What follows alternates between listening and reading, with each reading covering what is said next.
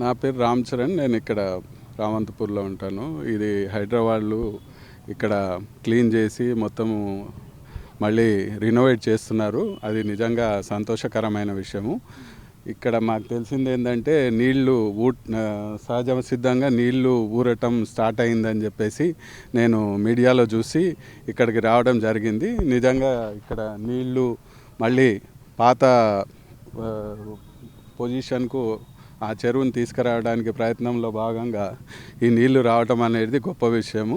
అది pipe line ద్వారా వచ్చిందేమో అని ఒక అనుమానం వ్యక్తం చేశారు. కానీ ఇది సహజ సిద్ధంగా వచ్చిందని తెలిసిన తర్వాత నిజంగా ఇది ఒక గొప్ప సత్కార్యమే. ఎందుకంటే ఇప్పుడు సిటీలో ఇది చాలా పాత బతుకమ్మ కుంట అనేది చాలా పాత లేకు. ఈ లేక్ నేను చాలా రోజుల నుంచి చూస్తున్నాను. ఇది మొత్తం అంతా చెత్త కుప్పగా మారినుండే దాన్ని మొత్తం క్లీన్ చేయటము, హైడ్రా చర్యలు తీసుకోవడం నిజంగా గర్వించదగ్గ విషయము.